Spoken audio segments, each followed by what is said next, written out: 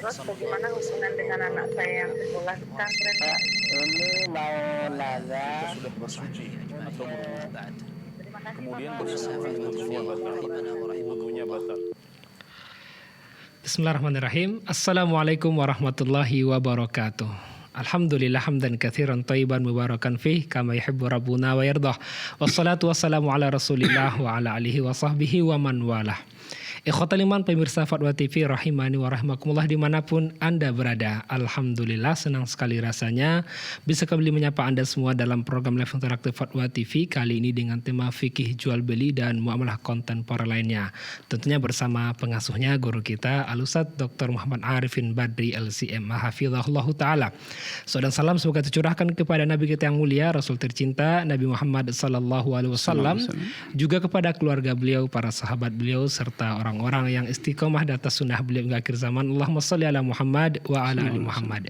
Ikhwatal iman pemirsa Fatwa TV rahimani wa rahimakumullah, walhamdulillah telah hadir bersama kita pengasuh live interaktif Fatwa TV fikih jual beli dan muamalah kontemporer lainnya, guru kita Al-Ustadzun Al-Fadil Dr. Muhammad Arifin Badri LCM hafizahullah taala yang merupakan wakil merangkap anggota Dewan Fatwa Perhimpunan Al-Irsyad. Mari kita sapa beliau.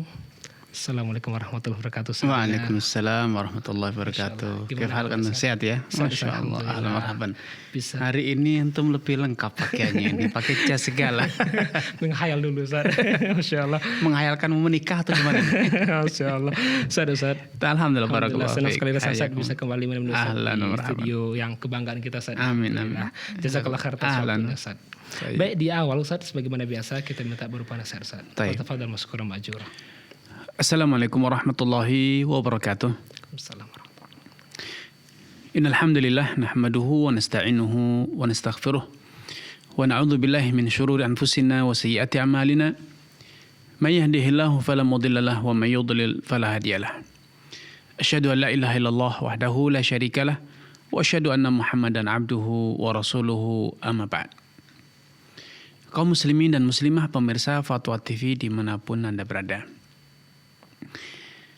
Allah Subhanahu wa taala menciptakan manusia dalam kondisi memiliki berbagai macam kelemahan. Wa khuliqal insanu dha'ifa. Manusia itu diciptakan dalam kondisi lemah, fisiknya lemah, inderanya semua lemah, psikologinya pun lemah. Maka semua itu karena lemah banyak berpotensi mendapatkan gangguan kesehatan fisik, kesehatan mental, dan juga gangguan mungkin masalah penglihatan, ingatan, pendengaran, dan lain sebagainya. Karenanya hanya ada satu cara agar kelemahan tersebut dapat tertutupi, yaitu dengan bersandar serta memohon pertolongan kepada Allah Subhanahu wa taala, isti'anah dan tawakal kepada Allah Subhanahu wa taala. Dengan dua bekal ini, senantiasa memohon pertolongan kepada Allah dalam segala urusan kita, yang salah satunya diimplementasikan dengan membaca basmalah setiap kita ingin melakukan suatu aktivitas sekecil apapun, termasuk makan, minum, tidur, masuk keluar rumah dengan menyebut nama Allah Subhanahu wa taala. Maka kelemahan itu akan tertutupi, karena siapapun yang telah mendapatkan pertolongan Allah Subhanahu wa taala, maka dia akan menjadi kuat. Sebagaimana isti'anah ini disempurnakan dengan tawakal, sehingga usaha yang telah mendapatkan pertolongan ma'unah dari Allah itu kemudian akan membuahkan hasil sesuai yang Allah kehendaki dan hasil yang terbaik. Karena seorang muslim ketika telah menyerahkan urusannya, seorang mukmin, dia telah mendapatkan pertolongan Allah dalam menjalani setiap aktivitas kehidupannya, dan kemudian telah menyerahkan semua urusan untuk Allah yang menyelesaikan dan mengaturnya, maka Allah pasti memberi yang terbaik. Allah pasti memberi yang terbaik. Tidak mungkin Allah mengecewakan hambanya yang betul-betul telah menyerahkan urusannya kepada Allah Subhanahu wa ta'ala. Alaihissallahu bikafin abdah. Bukankah Allah itu cukup satu-satunya zat yang akan menyelesaikan, mencukupi seluruh keputusan dan urusan hambanya. Wa may yatawakkal 'alallahi fahuwa hasbuh. Kalau kita telah bertawakal kepada Allah, siapapun orang yang berderajat, pangkat, atau rakyat jelata, ulama ataupun orang awam, selama telah berhasil pasrah kepada Allah, bertawakal kepada Allah dengan cara yang benar, seutuhnya, maka Allah akan cukupi urusan dia. Wa may yatawakkal 'alallahi fahuwa hasbuh. Cukup dia menyerahkannya kepada Allah. Sehingga dia tidak akan perlu lagi meminta bantuan, mengharap pembelaan atau pertolongan atau alat bantu. Hanya Allah yang akan menyelesaikan semuanya. Dan sejarah orang-orang yang beriman dari para anbiya, para rasul, para siddiqin wa salihin, di setiap masa membuktikan hal tersebut. Orang yang betul-betul telah menyerahkan urusannya kepada Allah, Allah akan atur semua urusan dia. Allah akan jadikan semua urusan dia baik, membawa keuntungan dia dunia atau akhirat. Karenanya kaum muslimin dan muslimah, betapa pentingnya kita untuk terus belajar mengaplikasikan dua hal ini, isti'anah dan tawakal kepada Allah Subhanahu wa taala. Setiap urusan kita mohon pertolongan. Setiap urusan kita senantiasa melihat diri kita sendiri sebagai makhluk yang lemah, tidak berdaya, tidak memiliki kekuatan, tidak memiliki daya dan upaya. Kecuali daya dan upaya yang dikaruniakan Allah Subhanahu wa taala, la haula wala quwata illa billah. Dan itu kemudian disempurnakan dengan senantiasa husnudzon, bahwa apapun pilihan Allah itu yang terbaik.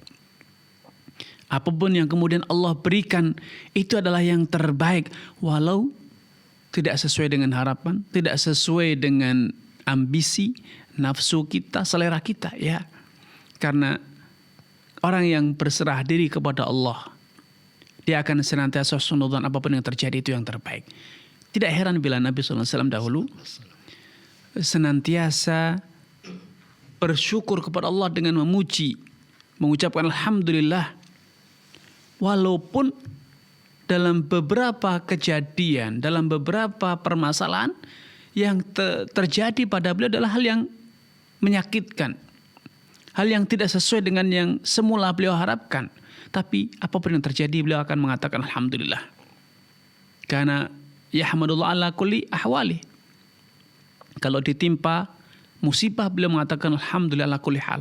Apapun yang terjadi, seburuk apapun yang terjadi, maka Allah Subhanahu wa taala tetap layak dipuji, karena walaupun itu terasa pahit, terasa pedih, itu baik, membawa kebaikan dunia dan akhirat.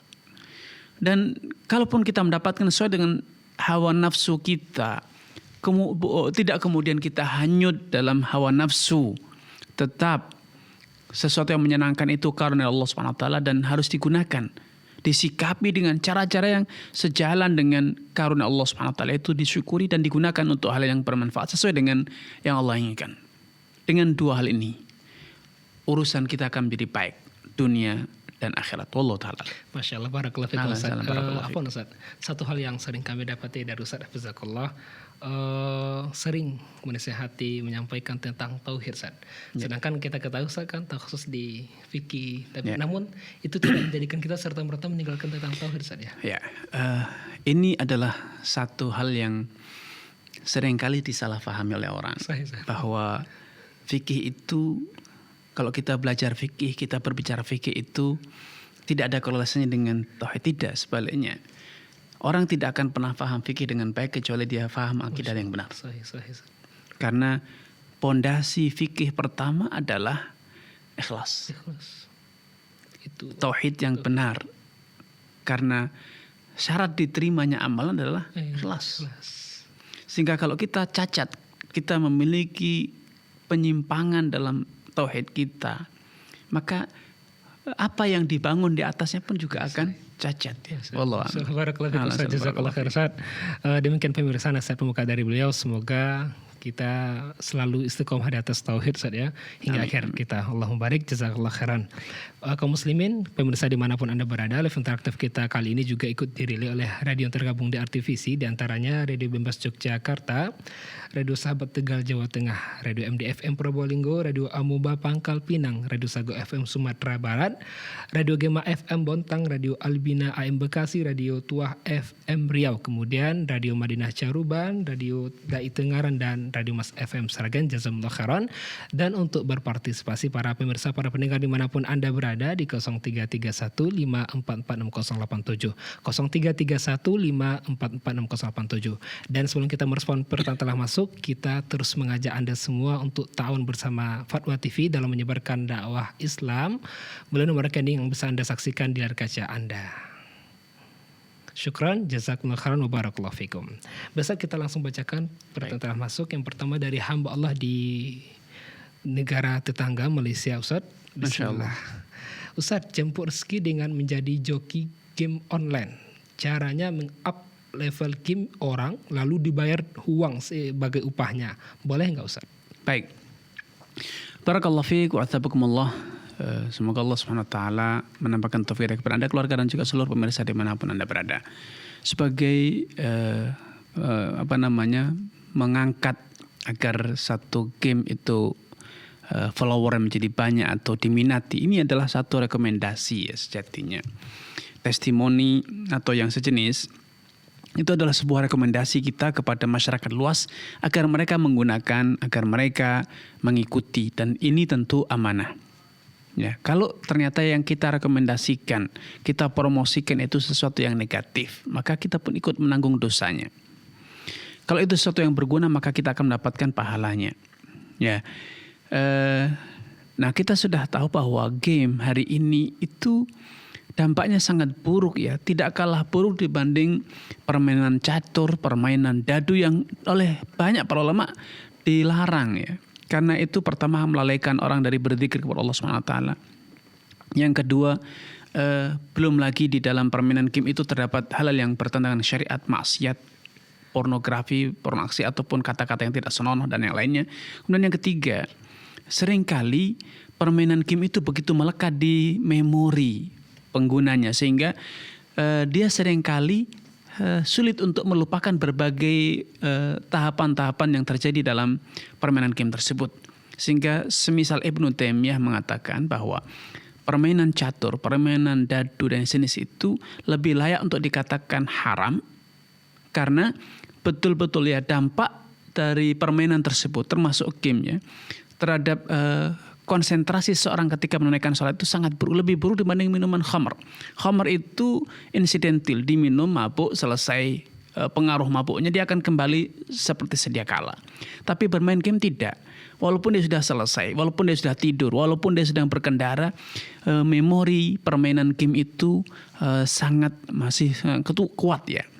Bahkan banyak orang yang karena keranjingan game sampai akhirnya cacat, rusak syarafnya, rusak keseimbangan motoriknya, sehingga permainan seperti ini tidak sepatutnya direkomendasikan. Karena itu jangan jadi joki dan juga jangan sebagai pemain game online. Wallahu ta'ala. Masya Allah, barakallahu fikum, jazakumullah khairan atas jawaban dan penjelasannya. Demikian yang bertanya hamba Allah di Malaysia, semoga bisa dipahami. Berikutnya sudah terhubung penelpon dari Bontang, hamba Allah Abu Hanif. Kita coba sapa. Silakan Fatwa TV. Assalamualaikum. Waalaikumsalam warahmatullahi wabarakatuh. Silakan Bapak. Barakallahu fiik Ustaz Arif. Wafiq Barok. Silakan, Pak. Ustaz, anak tanya tentang pendidikan Ustaz ya. Ya, silakan. Ini ada sebagian ya mahasiswa kita yang belajar di Ma'had Haram, baik itu di Masjid Nabawi maupun di Masjidil Haram Ustaz ya. Ya. Nah ini mereka menggunakan visa kerja ya atau kita kenal seperti visa bebas. Nah, apakah hal seperti ini diperbolehkan Ustaz? Baik, sudah cukup. Ya. Cukup Ustaz. Ya. Baik, barakallahu fiik wa athabakumullah kepada saudara Abu Hanif di Bontang ya. Semoga Allah SWT menambahkan taufik kepada Anda, keluarga, dan juga seluruh pemirsa dimanapun Anda berada. Visa kerja itu, visa yang peruntukannya adalah untuk bekerja pada sponsor yang telah memberikannya. Sehingga kewenangan untuk mengizinkan atau tidak itu berada pada para sponsor. Ketika sponsornya itu membolehkan Anda untuk misalnya menggunakan sebagian waktu Anda untuk belajar atau bahkan membebaskan Anda untuk belajar, maka insya Allah tidak masalah. Namun yang jadi masalah ketika terjadi praktek dagang visa. Ya, kadang seorang itu secara aturan di Saudi Arabia atau yang lainnya hanya diberi kewenangan untuk mendatangkan satu orang driver, sopir, dan satu orang pembantu. Kadang kalau level ekonominya menengah ke atas, dia boleh mendatangkan 2 sopir atau 2 pembantu. Kalau dia punya badan usaha, dia bisa mendatangkan lebih dari itu. Nah, kalau itu ternyata diperdagangkan, ini adalah suatu pelanggaran yang terjadi di sana. Seperti yang saya ketahui, pemerintah Saudi melarang hal itu. Kalau prakteknya adalah kita berdagang atau membeli visa sponsor semacam ini dengan imbalan, artinya jual beli, betul-betul jual beli. Sedangkan itu terlarang, maka tidak sepatutnya kita melakukan hal tersebut. Karena secara de facto ya di lapangan banyak terjadi ketimpangan. Ada orang yang dijanjikan udah bayar sekian, kamu nanti bebas belajar, ternyata di sana tetap dipekerjakan. Ya, tetapi pekerjakan. Atau sebaliknya, katanya ketika di sana boleh bekerja dengan belajar di sore hari, ternyata tidak sama sekali, tidak boleh belajar sama sekali kan, belajar ya tetap harus bekerja sepenuhnya. Atau sebaliknya ketika belajar ya boleh belajar dan membeli visa untuk belajar, betul boleh belajar, tapi muncul masalah baru yaitu ketika dia harus pulang, pengeluaran visa exitnya, visa kepulangannya bermasalah, dan masih banyak lagi problem yang terjadi ya.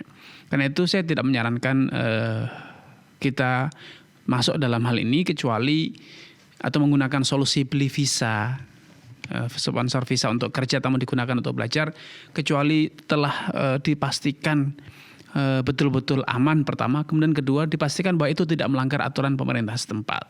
Kalau ternyata melanggar, maka saya tidak sarankan ya, karena itu tentu akan ya pertama dosa melanggar aturan pemerintah setempat, yang kedua potensi mendatangkan masalah dalam urusan kita sendiri. Wallahu taala. Ustaz, barakallahu fikum Ustaz, wa jazakumullah khairan atas jawaban dan penjelasannya. Demikian Bapak yang bertanya di Bontang, semoga bisa dipahami. Berikutnya sudah terhubung pula penelpon dari Kalimantan Utara, Bapak Aldi. Silakan Fatwa TV. Assalamualaikum. Waalaikumsalam warahmatullahi wabarakatuh. Silakan Pak Aldi. Ya, assalamualaikum Pak Ustadz. Waalaikumsalam warahmatullahi wabarakatuh. Silakan Pak Aldi. Iya, saya ini Pak Ustadz kerja di salah satu instansi Pak Ustadz, honor. Tapi dari bos saya ini ditugaskan di lapangan.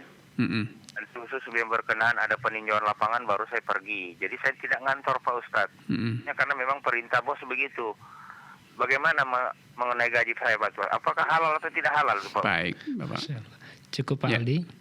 Iya, cukup. Baik. Barakallahu fiik wa atabarakallah kepada Pak Aldi di Kalimantan Utara ya. Semoga Allah SWT menambahkan taufik hidayah kepada Pak Aldi, keluarga, dan juga seluruh pemirsa dan penyimak dimanapun Anda berada.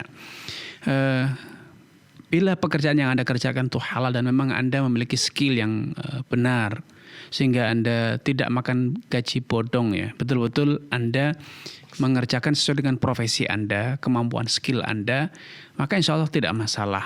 Walaupun di kantor itu ada aturan, kalau di misalnya harus kriteria A dan B yang boleh bekerja, namun seringkali aturan itu berbenturan ya.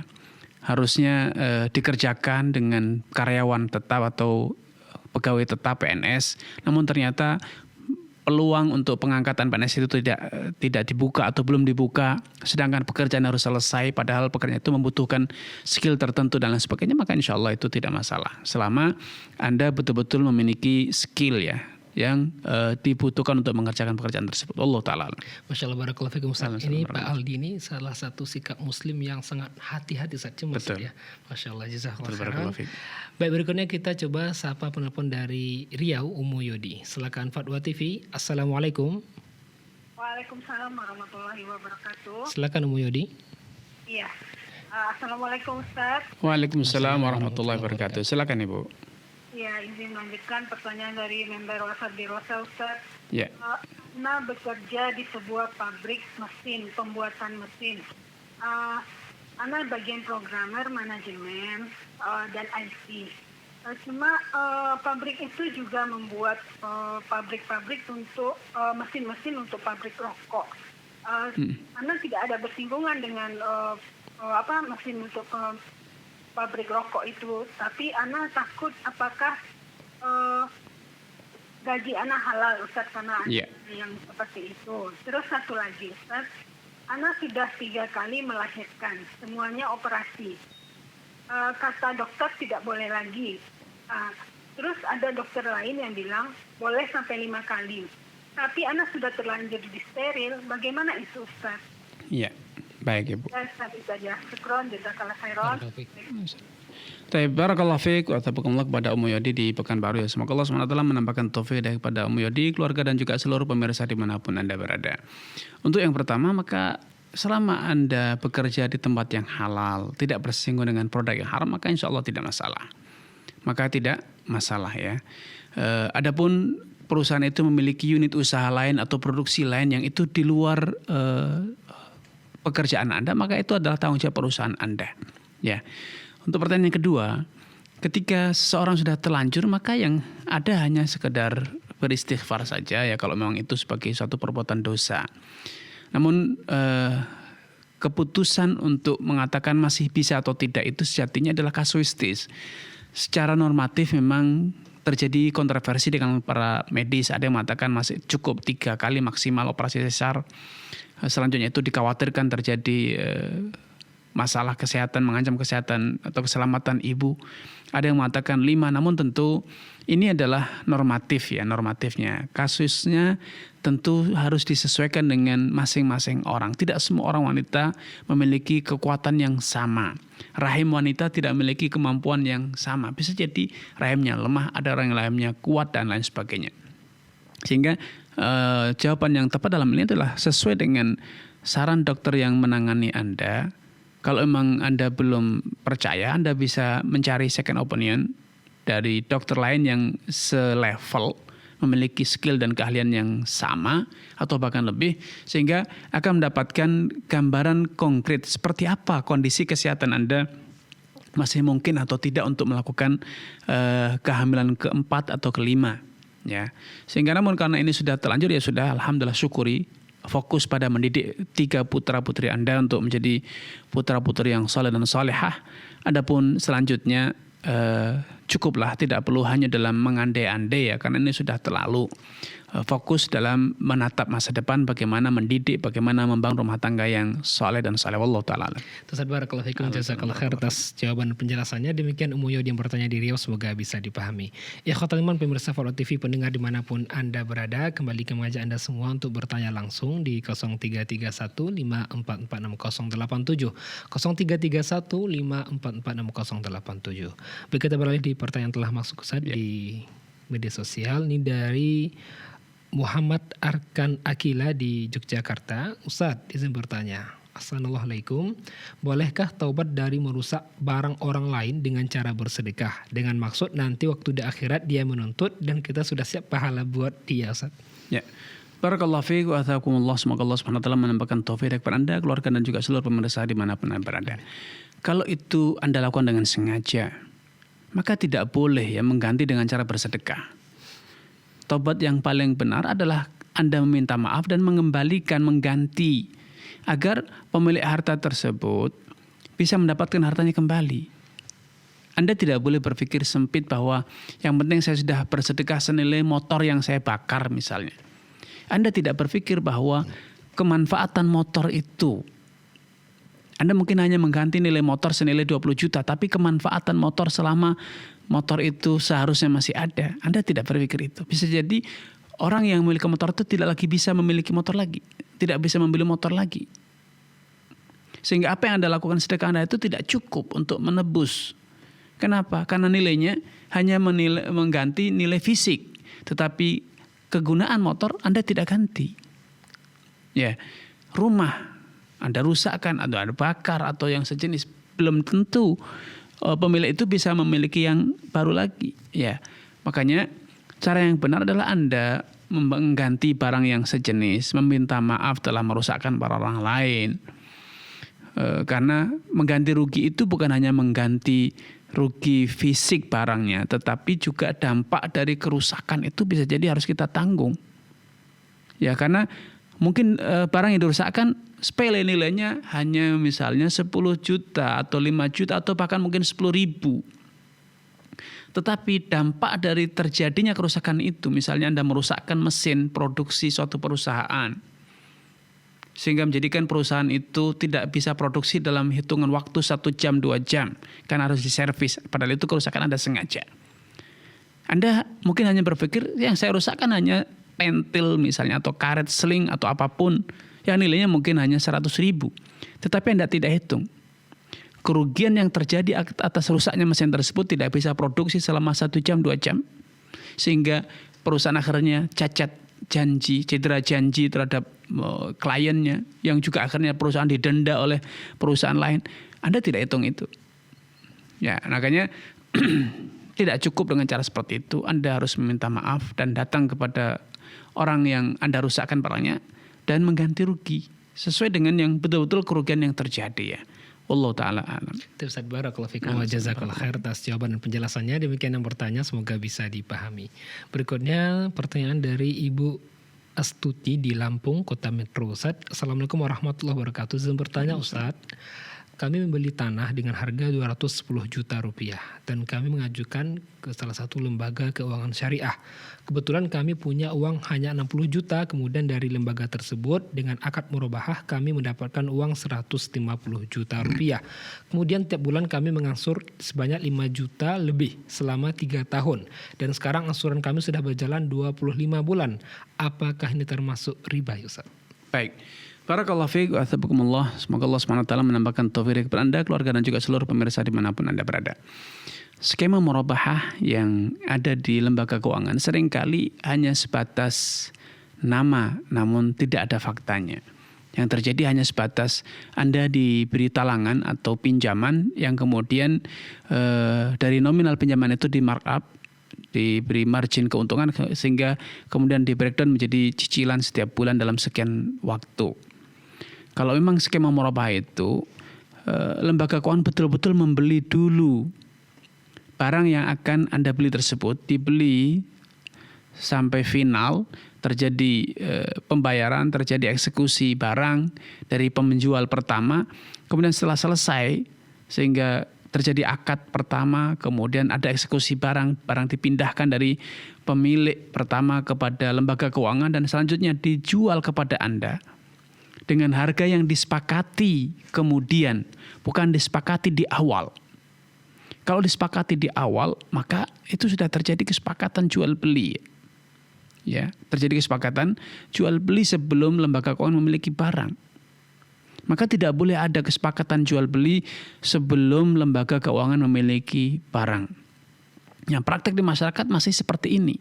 Ada kesepakatan jual beli sebelum ada barang dimiliki. Maka ini masuk dalam larangan Nabi SAW, la tabi' ma laisa indak, jangan engkau menjual barang yang belum engkau miliki, karena menjual barang yang belum dimiliki itu sejatinya adalah salah satu celah besar terjadinya praktek riba, karena prakteknya lembaga keuangan itu nalangi dulu sebesar misalnya 160 juta dan kemudian Anda mencicilnya dalam sekian bulan sehingga nominal cicil Anda akan terakumulasi menjadi misalnya 200 juta atau lebih.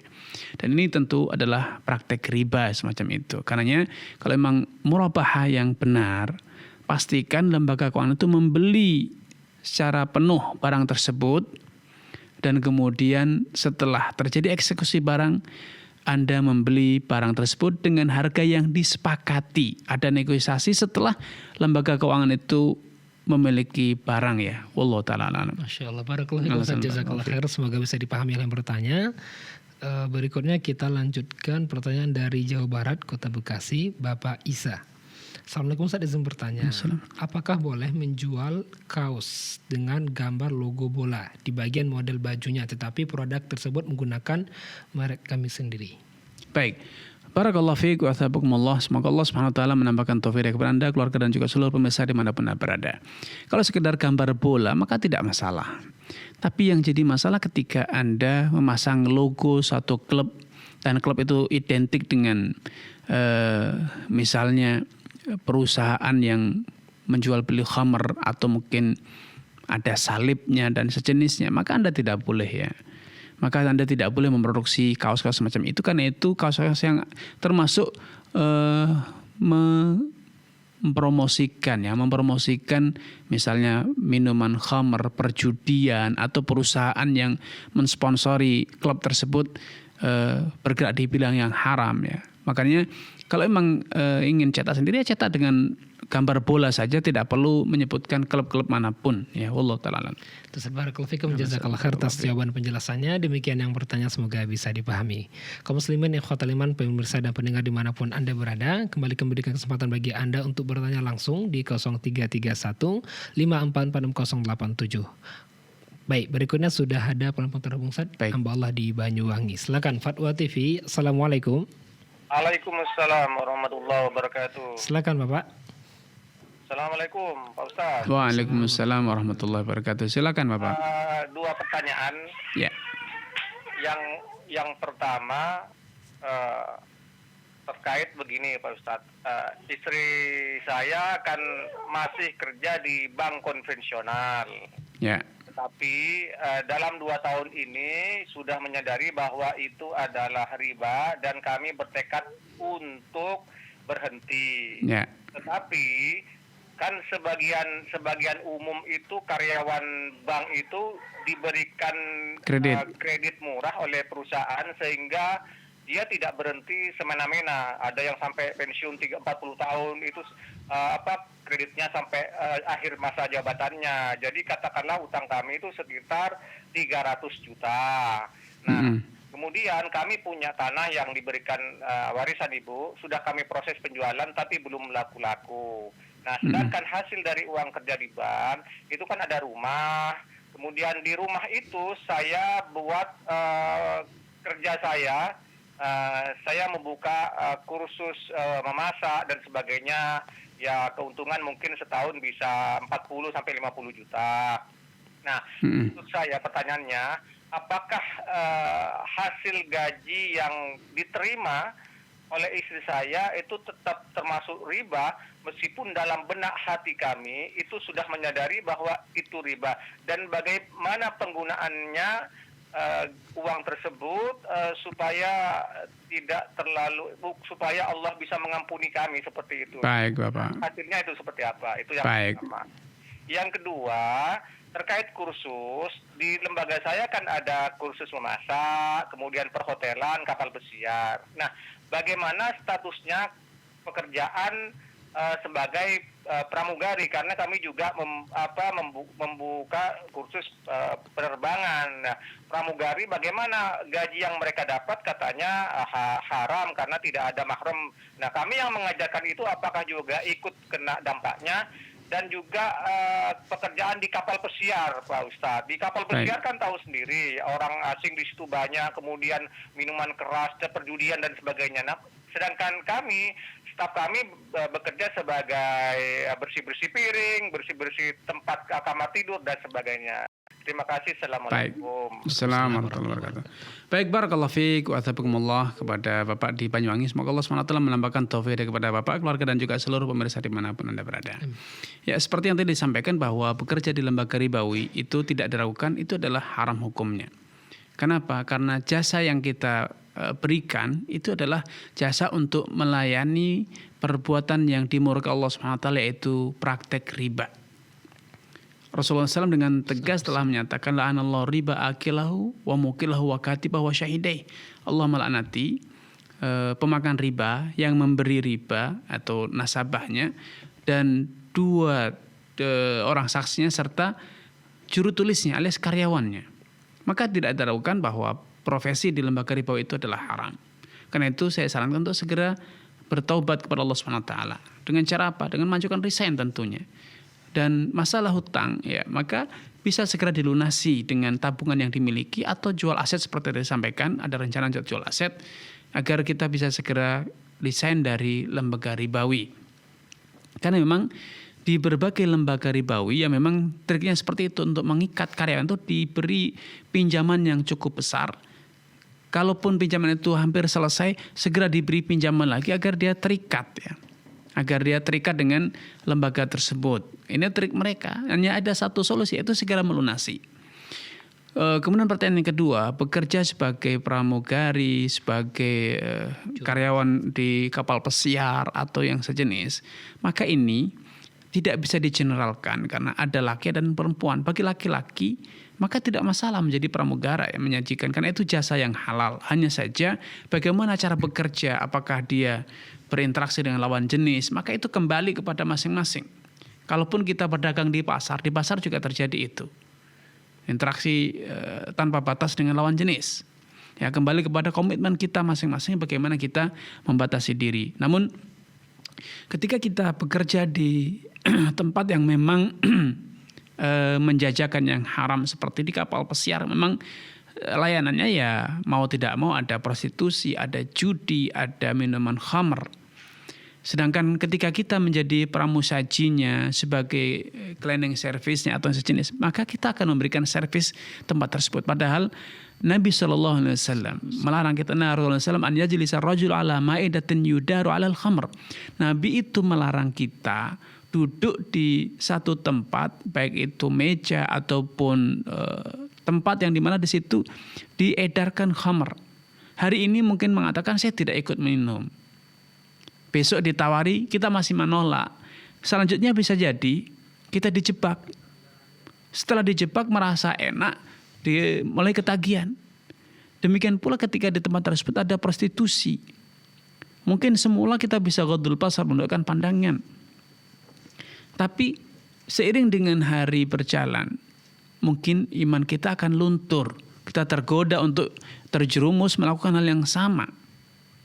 Maka salah satu kewajiban kita adalah menghindari, menjauhi tempat-tempat termasuk tempat pekerjaan kita yang dapat menjerumuskan kita dalam perbuatan haram. Ya, karena itu arahkan kepada siswa agar tidak memilih kapal pesiar, tapi bekerja misalnya di kapal dagang, kapal penangkapan ikan, atau ekspedisi yang lainnya, mungkin kapal ekspedisi yang mengirimkan barang dan sejenis, sehingga semakin minim ya, semakin kecil terjadinya interaksi kita dengan perbuatan haram. Walaupun kita semua sadar bahwa biasanya di kapal-kapal tersebut juga disajikan sesuai dengan kebiasaan para nahkoda, para sahbandar dan yang lain sebagainya, yang seringkali mereka tidak lepas dari minuman khamr. Wallahu ta'ala. Ustaz barakallahu fikum, jazakallahu khair atas jawaban penjelasannya. Demikian hamba Allah di Banyuwangi, semoga bisa dipahami. Dan beliau kembali terhubung saat menelpon kembali, kita langsung angkat. Silakan Bapak, Fatwa TV. Assalamualaikum. Afwan, Pak Ustadz. Ya. Ya, begini Pak Ustadz, kan menjual aset itu yang barusan tanya dari Banyuwangi. Kalau menjual aset itu kan tidak langsung laku, ada setahun, ada 2 tahun, ada 3 tahun. Nah, yang saya ingin tanyakan, yang menunggu aset laku itu rezeki yang apa gaji yang dari istri saya ini diapakan, itu yang belum. Baik Bapak. Baik, cukup Bapak. Bulan ini kan apakah harus kemana gitu? Kalau ditabung mungkin ditabung atau sebagainya. Terima kasih. Baik. Barakallahu fiik. Ketika kita sudah tahu bahwa profesi kita, pekerjaan kita itu tidak halal, maka itu turunannya, imbalan yang kita dapat itu juga tidak halal untuk kita gunakan. Apalagi Bapak sudah punya penghasilan dari tempat lain yang bisa mencukupi kebutuhan rumah tangga Bapak. Maka penghasilan Ibu itu saya sarankan untuk disedekahkan semuanya dalam rangka berlepas diri dari pekerjaan dan penghasilan yang haram. Ya, dalam rangka berlepas diri dari pekerjaan dan penghasilan yang haram. Kecuali kalau tidak ada penghasilan lain, maka gunakan seperlunya sesuai dengan yang dibutuhkan, selebihnya sedekahkan. Karena itu penghasilan yang didapat dengan menjual jasa yang diharamkan dalam Islam. Wallahu ta'ala. Ustaz barakallahu fikum, jazakallahu khair. Demikian Bapak hamba Allah di Banyuwangi, semoga bisa dipahami. Barakallahu fikum. Baik, berikutnya kita langsung beralih di pertanyaan telah masuk Ustaz dari saudara di Yogyakarta, saudara Amon Lanang Prasojo. Ustaz, bagaimana hukumnya menggunakan aplikasi investasi? Baik. Barakallahu fiik wa atabakumullah. Semoga Allah SWT menampakkan taufik kepada Anda, keluarga dan juga seluruh pemirsa dimanapun Anda berada. Aplikasi investasi itu global sekali ya. Ada investasi untuk bermain saham dan lain sebagainya. Intinya ketika kita berbicara tentang investasi, para ulama telah menjelaskan bahwa objek perdagangan dalam Islam itu hanya ada 2, barang atau jasa, atau kombinasi dari barang dan jasa. Sehingga ketika kita ingin berinvestasi, maka berinvestasi adalah dalam 2 hal ini, jual beli barang ataupun jual beli jasa. Namun ketika yang terjadi hanya faktor spekulasi, Seperti yang terjadi pada jual beli saham dengan short selling ya. Beli di pagi hari, di sore hari sudah dijual. Ya, dan tidak terjadi serah terima fisik saham, tidak terjadi pelunasan harga jual dan beli. Yang ada hanya margin saja. Ada DP, kemudian di sore hari ada titik pelunasan di sore hari, payback sahamnya. Kemudian nanti akan ada selisih harga jual dari selisih harga beli. Untung atau rugi ini adalah judi sejatinya, bukan investasi. Investasi itu ya beli barang, serah terima barang, serah terima pembayaran lunas, kemudian jual lagi ke pihak ketiga dan seterusnya, atau produksi jasa. Sehingga dengan cara seperti ini investasi yang kita dapat itu betul-betul investasi yang halal ya. Tapi kalau yang terjadi hanya sekedar spekulasi atau bermain uang saja, maka ini adalah perjudian yang itu diharamkan dalam Islam. Sehingga kalau aplikasi itu memberikan Anda akses untuk berspekulasi dalam jual beli saham semacam tadi tanpa memiliki saham, tanpa terjadi eksekusi saham, maka itu sejatinya adalah aplikasi yang bernuansa judi dan hasilnya tentu haram. Wallahu ta'ala. Ustaz barakallahu syukran wa jazakallahu khair atas jawaban dan penjelasannya. Demikian yang bertanya, semoga bisa dipahami. Berikutnya kita bacakan pertanyaan dari saudara Nofriansah di Dharmasraya, Sumatera Barat. Assalamualaikum warahmatullahi wabarakatuh. Ustaz izin bertanya, apa hukumnya menerima vaksin yang mana vaksin tersebut didanai oleh lembaga keuangan konvensional pada acara vaksinasi massal? Baik. Barakallahu fiikum wa athabakumullah. Sekedar menerima tanpa ada embel-embel apapun maka insya Allah tidak masalah. Karena menerima vaksin itu halal. Masalah yang memberinya itu adalah lembaga keuangan ribawi, itu tanggung jawab mereka. Karena para ulama mengatakan harta haram itu ada dua, haram karena fisiknya seperti babi, khamar, maka itu harus dimusnahkan. Haram karena cara mendapatkannya, seperti halnya riba, seperti halnya misalnya hasil jual beli khamr.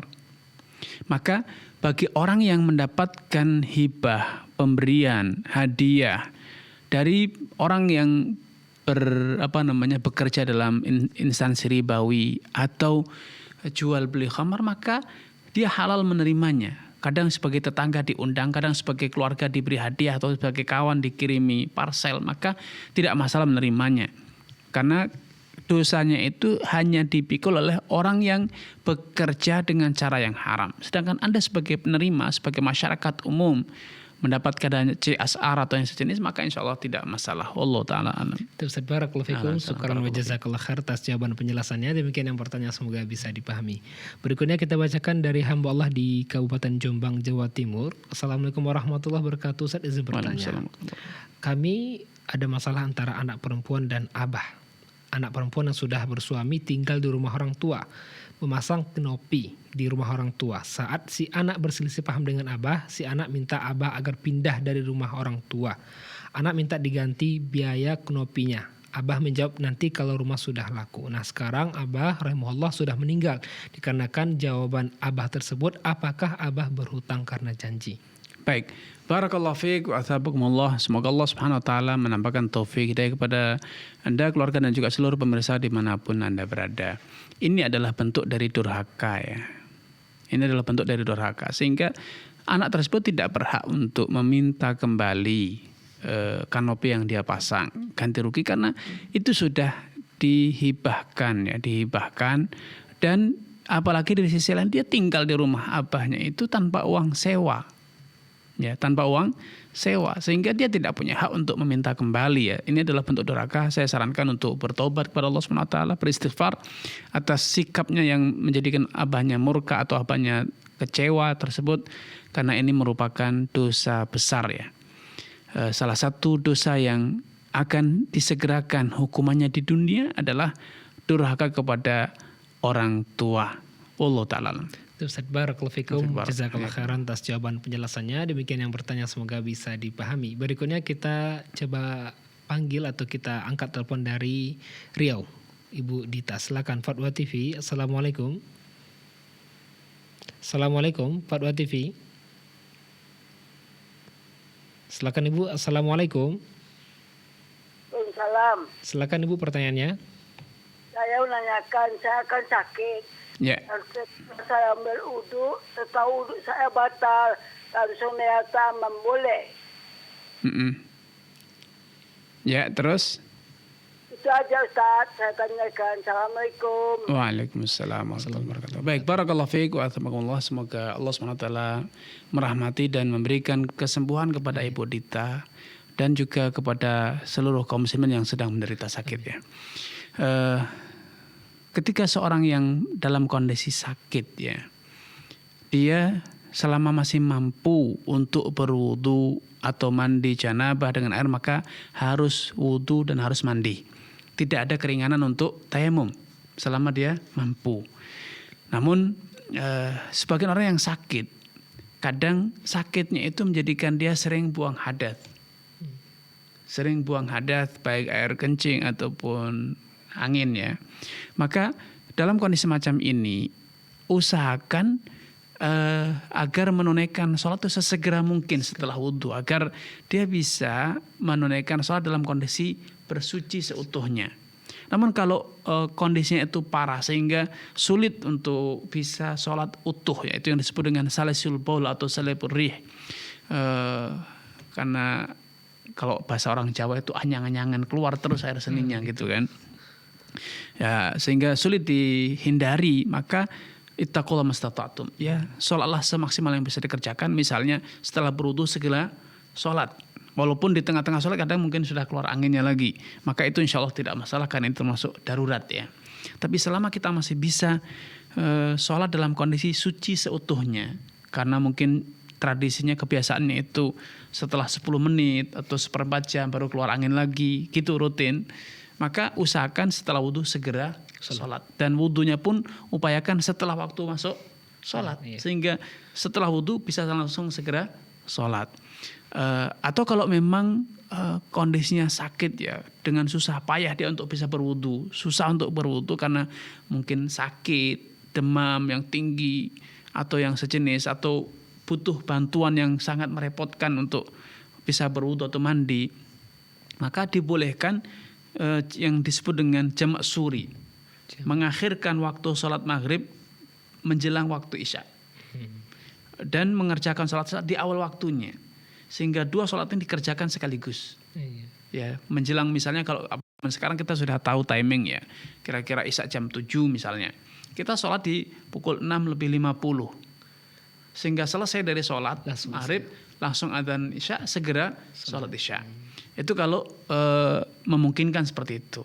Tapi kalau tidak bisa, kecuali dengan cara jamak takdim atau jamak takhir, memajukan sholat isya ke sholat maghrib atau menunda sholat maghrib ke sholat isya. Sebagian ulama, diantaranya Ibnu Taimiyah, membolehkan bagi orang yang sakit, kalau memang dibutuhkan untuk jamak, agar dia bisa sholat 4 rakaat dengan sempurna rukuk sujudnya, maka itu dibolehkan. Lebih baik dibanding sholat pada waktunya namun akhirnya dia tidak bisa sholat dengan berdiri, tidak bisa sholat dengan berwudu, harus tayamum, akhirnya sholatnya tidak sempurna.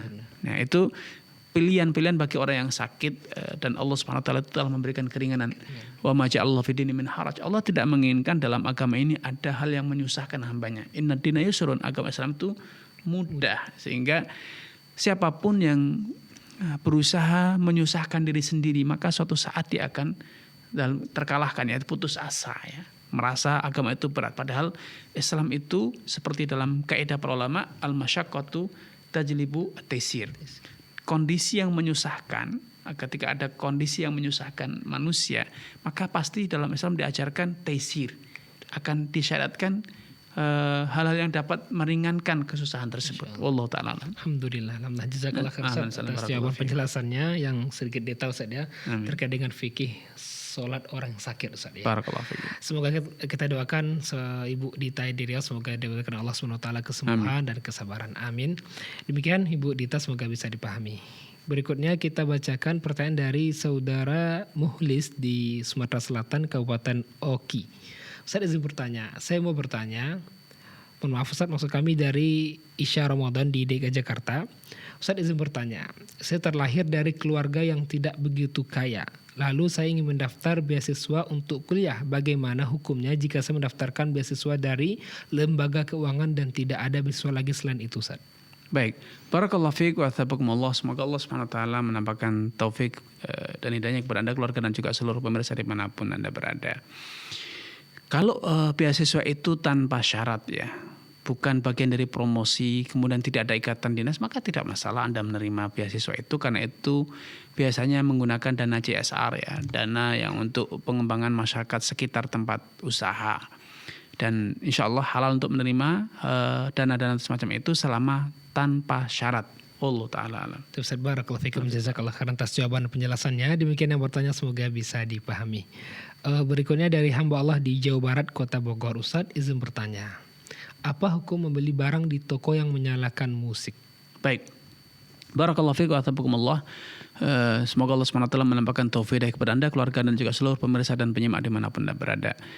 Secara hukum boleh, adapun dosa musik itu ditanggung oleh pemilik toko ya, sedangkan customer maka tidak menanggung dosa, kecuali kalau customer juga ikut menikmati. Nah, kalau dalam kondisi macam itu Anda disarankan untuk mencari tempat lain, walaupun kalaupun tetap belanja di situ tetap halal jual belinya, namun Anda dosa karena ikut menikmati musik yang itu adalah haram. Allah Ta'ala. Ustaz, barakallahu fikum, jazakallah khairan atas jawabannya dan penjelasannya. Demikian yang bertanya, semoga bisa dipahami. Berikutnya dari saudari Diah Anissa di Jawa Tengah, Kabupaten Batang. Ustaz, izin bertanya Ustaz, mohon maaf, saya punya saham di sebuah rumah sakit swasta. Bagaimana hukumnya Ustaz? Apakah diperbolehkan? Karena setahu saya secara permodalan mungkin sebagian meminjam ke lembaga keuangan Ustaz. Baik, barakallahu fiik wa athabakumullah kepada saudari dia. Semoga Allah SWT menambahkan taufik kepada Anda, keluarga dan juga seluruh pemirsa dimanapun Anda berada. Secara prinsip, Anda halal untuk membeli saham perusahaan tersebut atau rumah sakit tersebut. Dan penghasilan Anda halal. Walaupun Anda sebagai salah satu investor, sebagai salah satu komisaris di rumah sakit tersebut, punya kewajiban untuk merubah, memberikan masukan, memberikan saran kepada perusahaan untuk tidak berhutang kepada lembaga ribawi, sehingga perusahaan Anda tidak bekerja sama dengan lembaga-lembaga yang menjalankan praktek-praktek riba atau tidak menjalankan kegiatan-kegiatan yang diharamkan dalam aturan syariat ya. Wallahu ta'ala alam. Ustaz, barakallahu fikum, jazakallah khairan atas jawaban penjelasannya. Demikian yang bertanya, semoga bisa dipahami. Kita bacakan pertanyaan terakhir insyaallah Ustaz, dari saudari Silvah Fitriana di Sumatera Selatan, Kota Palembang. Ustaz, orang tua saya pernah dikasih oleh lembaga keuangan hadiah kulkas.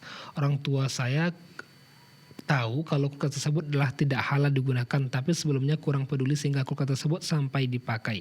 Apa hukumnya makanan yang disimpan dari kulkas tersebut Ustaz? Apa juga menjadi haram bila dimakan? Nah, sekarang sudah tidak dipakai lagi kulkas Ustaz, namun makanannya masih terpakai. Ya. Barakallahu fiik wa athabakumullah. Semoga Allah SWT menambahkan taufik kepada Anda, keluarga dan juga seluruh pemirsa dimanapun Anda berada. Secara prinsip makanannya tetap halal, tidak berubah menjadi haram. Namun dosa menerima hadiah karena itu adalah bonus atau hadiah dari rekening kita, itu haram karena itu termasuk riba ya. Sehingga itu aja yang perlu diselesaikan, yaitu dengan cara dihibahkan kepada orang lain dalam rangka takhallus, berlepas diri dari harta haram, dan kemudian perbanyaklah istighfar kepada Allah Subhanahu wa taala dan bulatkan tekad untuk tidak mengulang di kemudian hari. Dan sebagai bentuk taubat Anda adalah hindari menggunakan rekening-rekening di lembaga ribawi. Gunakan rekening-rekening yang ada di perbankan syariah yang hari ini betul-betul rekeningnya berbasis rekening wadiah ya. Tidak ada bunga, tidak ada bonus, tidak ada biaya administrasi. Ya, bukan rekening yang berbasis mudharabah, tetapi rekening yang berbasis wadiah. Saya rekomendasikan kepada seluruh kaum muslimin, pemirsa dan penyimak dimanapun Anda berada hari ini untuk berpindah ke lembaga keuangan syariah yang telah menyediakan rekening berbasis wadiah, sehingga kita terbebas dari praktek riba. Wallahu taala alam. Ustaz, barakallahu fikum, jazakumullah khairan atas jawaban dan penjelasannya. Demikian yang bertanya, semoga bisa dipahami. Dan sebagai pertanyaan penutup pada perjumpaan kita kali ini, alhamdulillah, jazakumullah khairan, barakallahu fikum atas ilmu dan faedahnya Ustaz. Sampai ketemu kembali insyaallah di pertemuan berikutnya. Bi'inillah azza wajalla. Amin. Demikian para pemirsa, para pendengar dimanapun Anda berada yang dapat kami sajikan pada kesempatan kali ini. Terus saksikan live interaktif Fatwa TV setiap hari Senin hingga Jumat setiap pekannya. Dan untuk mendapatkan informasi kegiatan Dewan Fatwa Perhimpunan Al-Irsyad, Anda dapat akses di website kami www.dewanfatwa.com. Juga bisa ikuti website www.fatwatv.id. Syukran, jazakumullah khairan, barakallahu fikum atas kebersamaan semua. Kita tutup dengan baca doa kafaratul majlis. Subhanakallah bihamdika asyhadu an la ilaha illa anta astaghfiruka wa atubu ilaik. Wassalamualaikum warahmatullahi wabarakatuh. Ya Allah. Terus bagaimana hubungan dengan anak saya yang sekolah di pesantren? Ini mau nanya. Sudah bersuci atau berwudu, kemudian bersentuhan dengan suami, wudunya batal.